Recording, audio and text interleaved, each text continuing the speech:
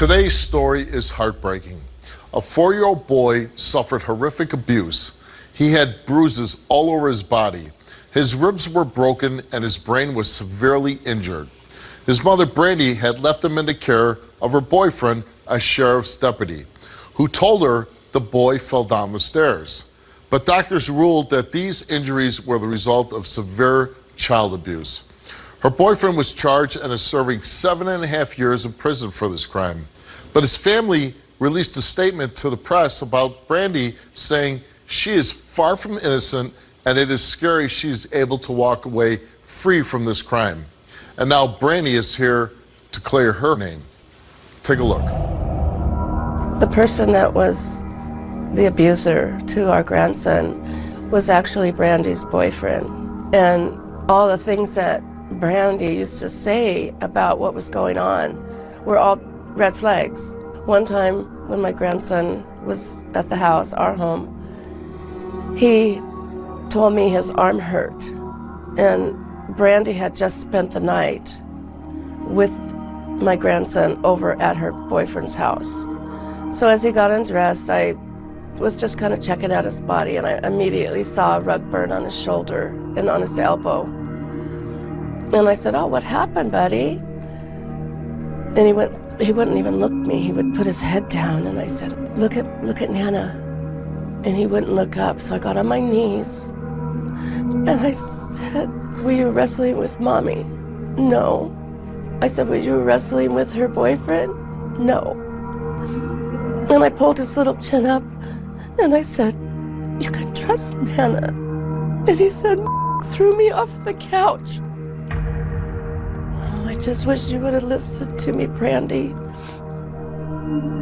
When I told you, when your boy was trying to tell you he didn't want to go over there, he would run through the house, hiding and screaming. You didn't listen. I told you, please, you have to get away from him."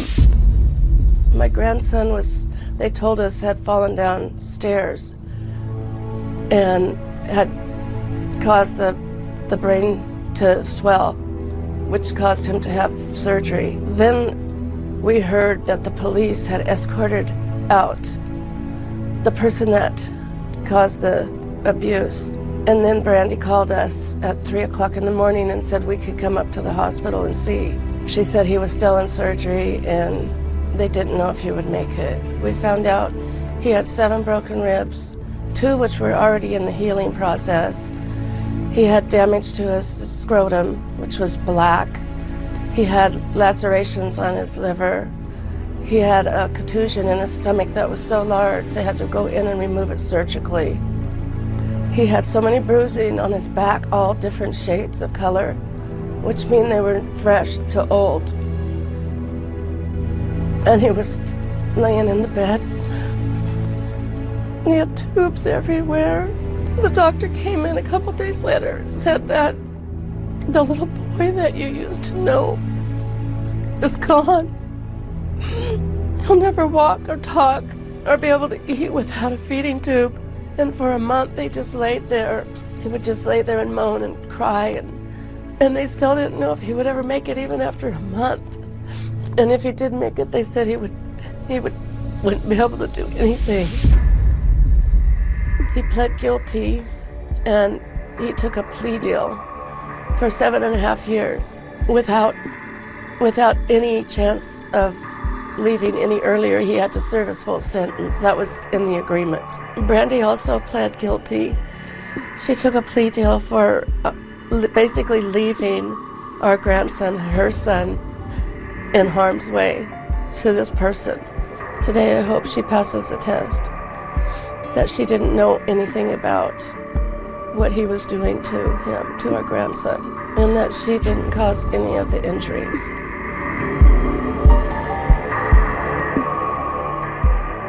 Brandy, your ex-boyfriend was a deputy sheriff, right? Yeah.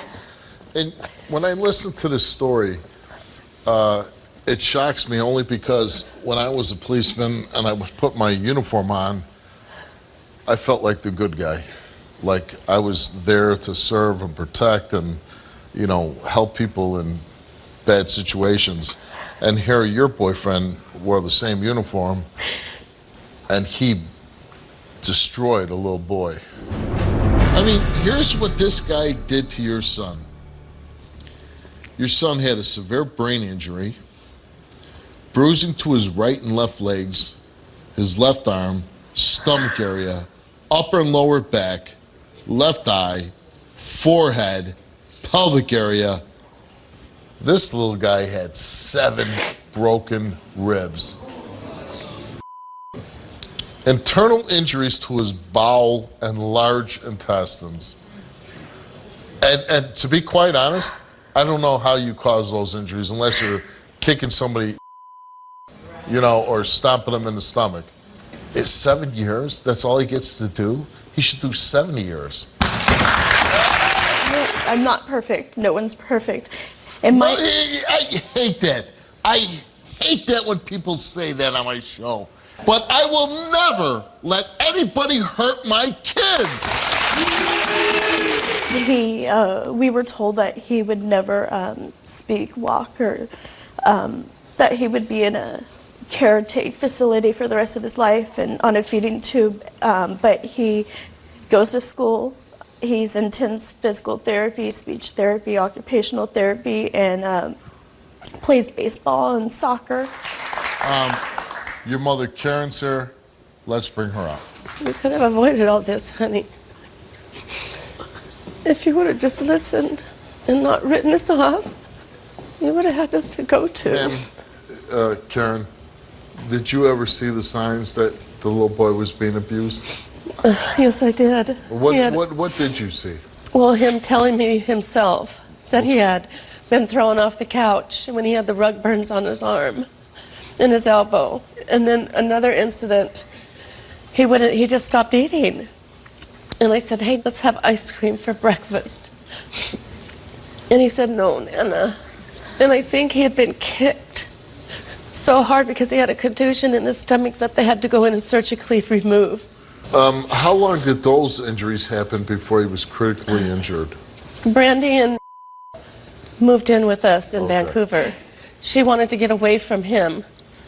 And of course, it didn't last. But she eventually went back to him. She went back to him and she was seeing him. What did you say when she went back to him? What do you say to your children that are 29 years old? And he's telling you, Grandma, right? He's saying Nana. Nana. Nana, reaching out his arms. And when he's saying, I don't want to go, what's going through your mind? We wanted to keep him there. Yeah. This happened 30 days. She lived with him for 30 days. And then I believe, we never had a trial, so there's a lot of things we don't know, how his scrotum got black. Oh, she's a good person. She got with a terrible person. Brandy came here to take a lie detector test. And we asked her, did you ever witness Michael physically abuse your son? Did your son ever tell you that he was being physically abused by Michael? And we asked you, did you abuse your son in any way causing those injuries? And I think this is the first time I've ever read this on a lie detector test because there's no answers to the questions. And Dan's notes are, subject was untestable. Let's bring out Dan. And the first thing I did when I heard the list of medicines that she is on is conduct a stim or a stimulation test because I felt that she probably wouldn't be testable. And she wasn't. So she wasn't reactive to truths and lies that I made her tell me, which is not uncommon. 1% of the world's population, so 1 out of every 100 would be untestable due to a medical reason. So I conducted credibility assessment tests that are used by law enforcement intelligence agencies throughout the world. She passed all 3 of those credibility assessment tests beautifully. As a matter of fact, the faint score is a +7 or higher to pass and a -7 or lower to fail. She was a +24. So I can tell you as a professional credibility assessment expert that she did not participate, she had no involvement, and she did not physically abuse that child. You obviously got involved with somebody that was a very evil person. And like I said, as far as I'm concerned, he should be in jail for 10 times as long as he got sentenced for. Be very careful what relationship you enter into the future.